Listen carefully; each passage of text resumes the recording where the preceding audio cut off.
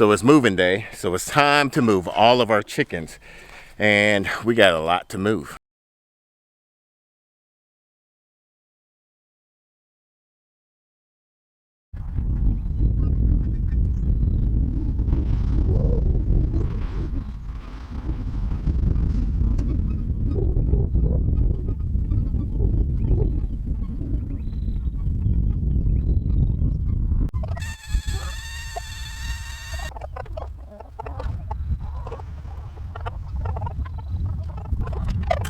You're free to come out now.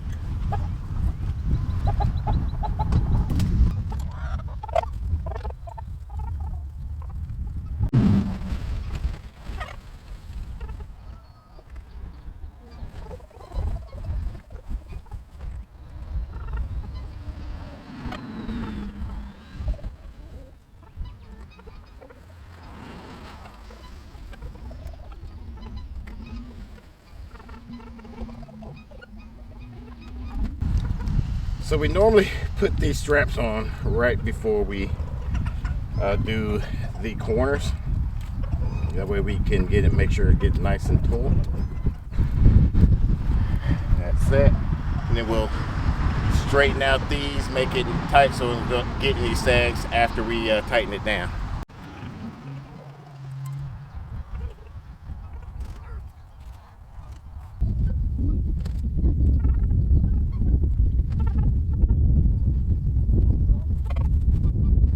So it has been about 60 days since we had any birds out in this area. The grass has come up nice and green. As you can see, the American breasts love the forage. We just feed them chicken feed as a supplemental, but we love that they're going for after the grass and bugs and insects that's in the grass and the soil. This area is where they just got off of. We wanted them to basically kill it down as much as possible, till it up, and they did it. And some of these areas right here is where we had some of our chickens at, and you can see how luscious it's getting green already compared to what's out in the field. We even had them around the chicken over the hoop towel right here, and it's just getting green. Soon enough, in about a month or so, all of that area where we had them at will be green too. Now, I like to put their food and water in different locations instead of right next to each other. That allows them to still gain some exercise and get their legs going, the blood flowing, because you don't want them to stay stagnant and everything. You want to get them nice and get them motivated and stuff. So this is what we do. All right, so I think we got everything here right now. Just by myself, it took 45 minutes. Now these Johnson Scovich tractors, they're not made for long distance traveling from there to over there. They're basically just made for every 10 feet. But we made this one. This was our last out of the 1, 2, 3, 4. This is our 5th rendition that we've done, and I'd like this one for a breeding stock. But the rest of them won't have it like this. The next 4 that I'm going to be making. I think that's all for right here. They're going to probably be in here for about 2 to 3 weeks, or however low they can get the grass when we feel like they can't tear up the grass anymore. There's nothing else for them to do. And then we'll move them to another location. But eventually we're going to build them a stationary coop, so that way we'll be able to control their breeding. We won't really have to worry about eggs, and we're going to be breeding these American breasts from February up to October, and then from there in the off season we'll combine all of the chicken flocks together and all of the duck flocks together. So now I got to go move Kevin's crew. I think I might even do a double netting like we did with the egg layers to give them more room, and that way we don't have to move them as often. All right, the last thing we got to do is just seriously is use this grounding rod. You can get these from Tractor Supply, any of the Atwoods or probably even Ace Hardware store, your local feed store. You want to pound these in every jewel that you have for your Energizer. You want to do about 3 feet. With these S12s, they don't have, I think they're like 0.12 joules, so we don't have to bury too deep, but I'm going to try to bury this about 2 feet deep. The soil is very saturated. Our whole field is very saturated, so this should be pretty much easy. I'm going to probably get it to the height of this, and we should be good. This is a 6-foot pole, and I know this fence is 4 foot. So route right there.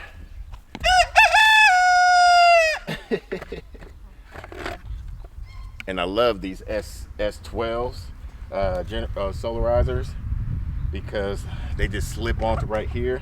Let me show you how this goes.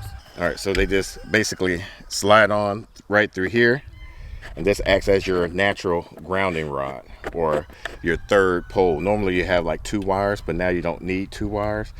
And you always want to face it, the southern part of your property. So since that is facing south, that's all we have to do. We'll connect these right there, and you could connect these to either the top clip or even right here to get you a good ground. It doesn't matter. And then you just turn it on, and bam. These girls been hollering at me the whole time. I'm gonna go ahead and let them out. All right,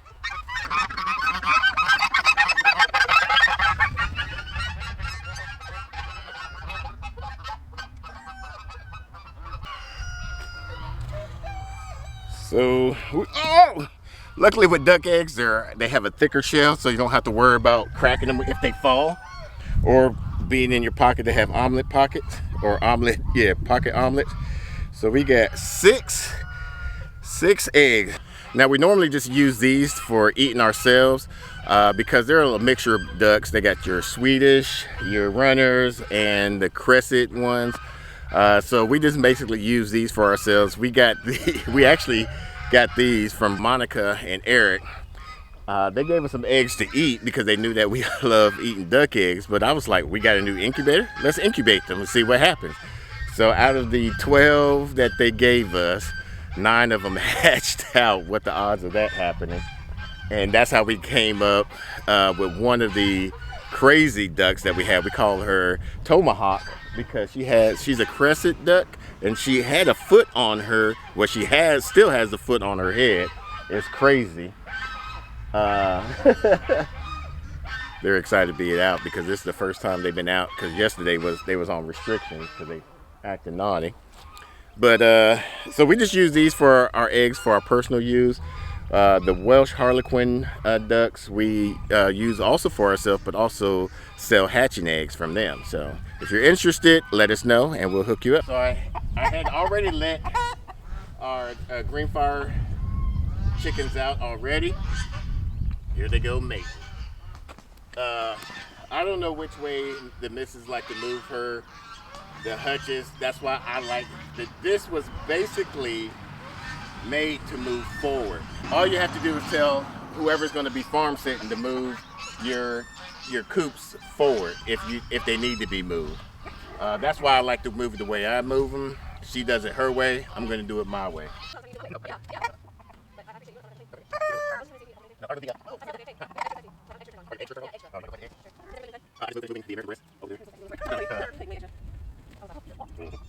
Oh, that's recording. So we get a lot of, sometimes people complain and they're like, well, aren't these eggs supposed to be certain color and this and that? As you can see, we got one all white one, and some are white with a tint to it. So they lay differently. Yeah, it's like mostly taupe though. I always call it a taupe color.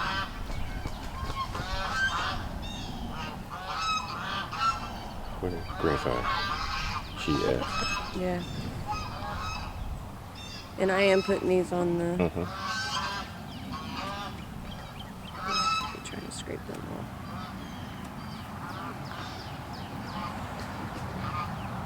Did you get any of the OG Crew eggs? I haven't got those. Oh, okay. I don't think they were really in there. Okay. And I didn't hear you. Has everybody been fed? No, I just moved the OG crew. Now I'm gonna move these guys and feed them, collect their eggs, and then. Are we finishing like some dry feed with them? Yeah. And then tomorrow starting fermenting? Yeah, you might have to add some. I looked in the fermented thing; it's kind of raised up, so you might need to add some more water to it. Okay. All right. But it hasn't been like mixed. I just looked in there. Ain't no food in there yet. Oh, there is food in there. They are very excited to be here. Well, they got plenty of food.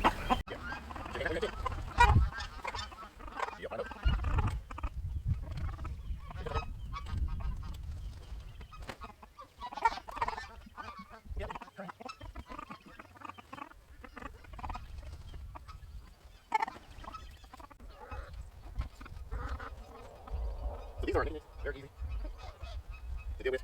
Reroute sometimes the hole.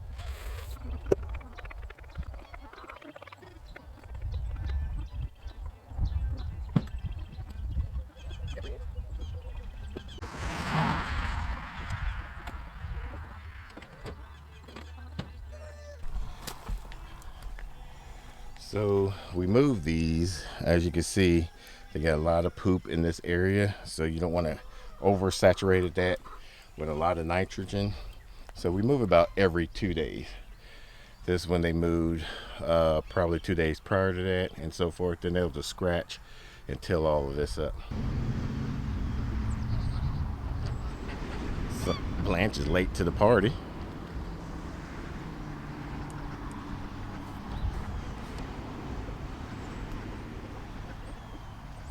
They're so funny.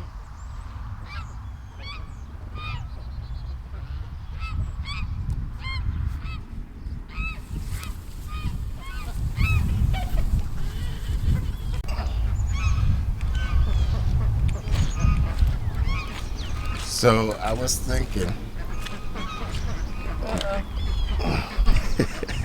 He's so cute. Doing 2 fences like we do with the egg layers. If we do that, yeah, we can do that. So I was just thinking they haven't been in that spot, but that's like really muddy. And Yeah, I think it's we'll have to move them that way. But we could put some around part of the thing right there. What thing? Those little pond things so that they can play in the So the ducks could play? Yeah. Okay. So half in the water, or some in the water and other half dry for the chickens to... Yeah, because there's some foragey stuff, because I'm thinking about them.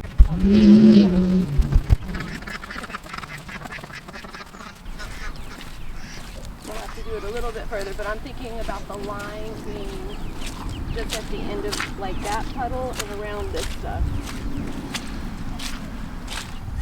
Okay. And having like a corner point, like right where it's a bit more solid, coming across here, and just making sure we encompass like this good foragey stuff that the ducks can enjoy. And the chickens can enjoy that dry area. Okay. But, so where would the door be at? Well, I'm thinking about how, so 1, 2, 3, 4, 5, so it's going to be 5 across, so I'm thinking about here, so it'd be easier moving them right in. Okay. Yeah, because it'll be like 1, 2, we'll put it at the 3rd post, and then there's 4, 5, and then that'll be like a midway point, isn't it?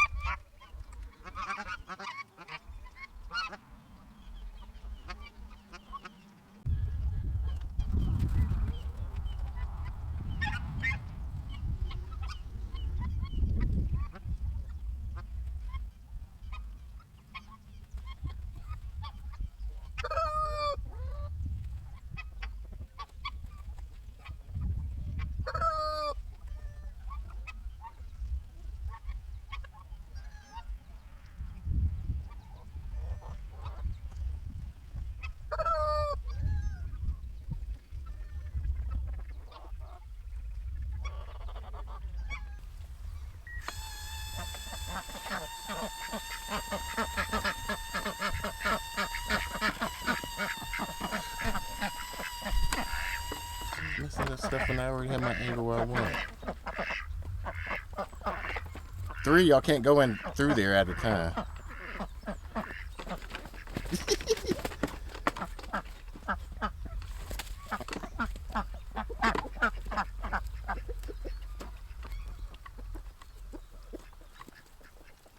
Immediately found the phone. Of course.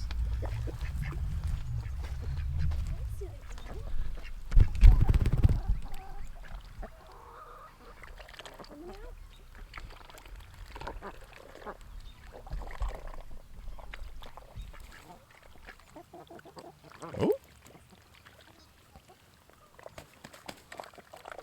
Somebody's very submissive.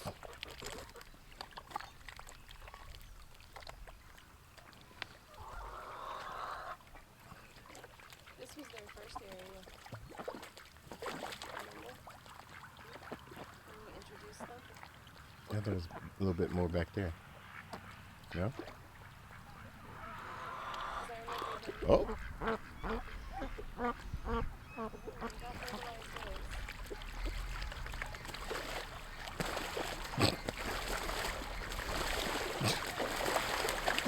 Like, this is more than a concrete mixer. Yeah, I don't have to worry about that when I got this